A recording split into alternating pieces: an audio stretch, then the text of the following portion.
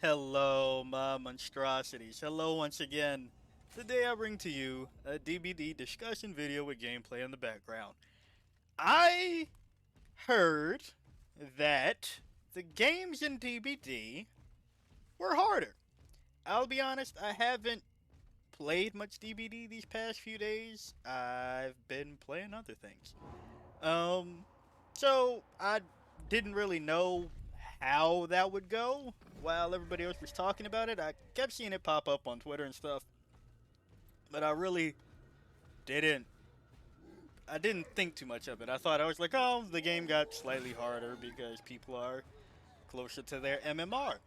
But it's about time that I figured it out if it was true for myself. So I took the night build that you have seen me use and recommend several times now, and usually it's, I don't want to say easy wins, but it's not the most challenging wins with this build, which is why I've recommended it so often. But today, I'll be honest, the first game of the day, usually rough, and it was rough.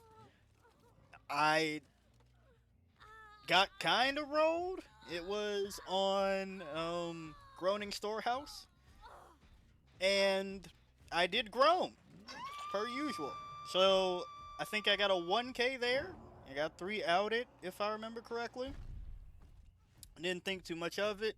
First game of DbD in several days where I'm actually using WASD to control a character versus QWER and right click. And, I was like, alright, that's first game.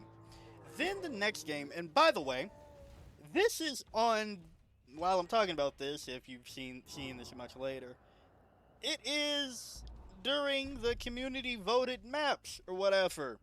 And I don't know why we keep doing that, because it never feels good for the bad guy mains. It's always just like, hey, yeah, the community voted, we're going to get Ormond, Garden of Joy, the game, and like Dead Dog just for you bad guys. We're going to throw Dead Dog in there, even though it's not great for the people that are stealth. So hey, but and that's neither here nor there. I just want to say that the maps that are in the pool currently do add to apparently the tougher games. Now, the thing that was further confusing to me about all of this. Oh, before I go to that point, I should clarify the second game I had was on the game, which is usually Knight's best map. And I got 4 outed. And I was like pleasantly surprised. I'm like, all right, first game, my brain was kind of off. Second game, I was like, well, this is Knight's best map. My brain can also still be kind of off. And, I was having, I'm not going to say a tough time because I didn't care. I genuinely was enjoying the fact that it was a little bit more challenging than I expected, because I was like, oh, this is just going to be easy. This is Knight's best map. Easy clap. My best build, best map. GG go next.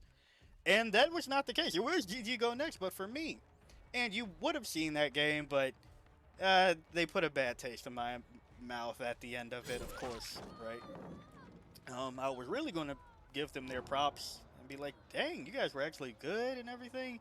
But, while I'm not in my head like, hey, nice job, they're teabagging. So I was just like, all right, well, I'm over you all. So that's why you're not seeing this game. I'm not going to give them 15 minutes of fame. Then the next game, which I think I'm using if everything goes right, was on Garden of Joy. Which my brain automatically goes, oh, it's Garden of Joy. I have to play a bit meaner than what I usually would because it's Garden of Joy, and we all hate Garden of Joy. Garden of Joy if you're a bad guy main. Like, it's just not a great map for us. So I had that in mind, but I didn't realize how much tougher I was going to, or how much meaner I was going to end up playing. Because usually I let some things slide. I'm like, alright, well, boo up, bam, it'll be, I'll play a little bit meaner, but I don't have to go that hard, right?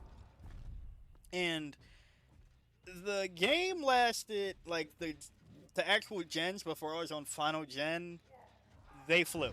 Now, you all know I don't use regression. They went by. whatever time is into this video by now, just look to see how many gens there are left and how many hooks I have. Which, you know, I do leave people on the ground with knockout for a little bit to add some pressure with this build. But yeah, gens were getting done, and I was just like, oh, this is surprising. Okay, all right, I have to play ball.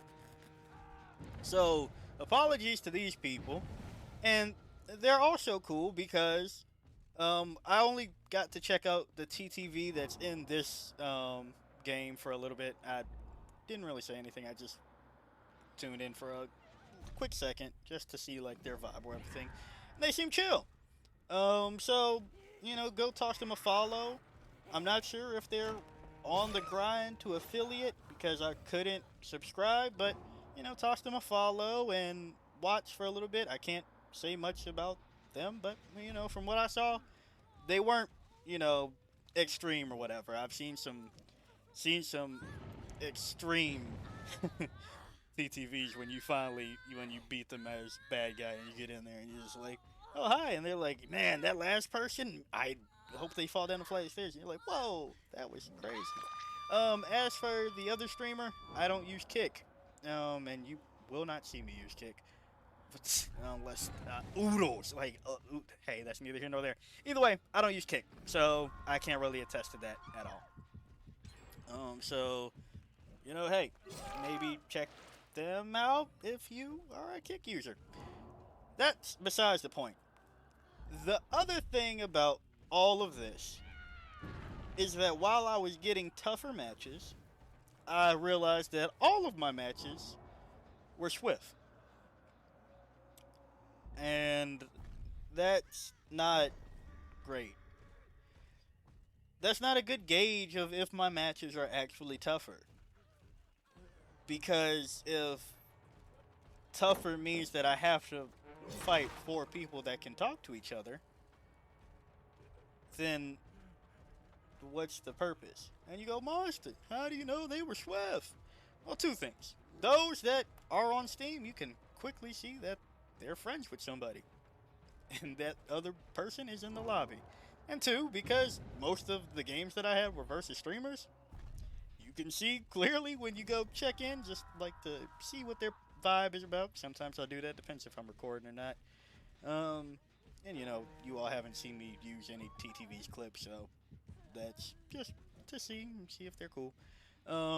You can then also see in their stream on their lobby that, hey, they have the same names that I just saw in my endgame screen playing with them.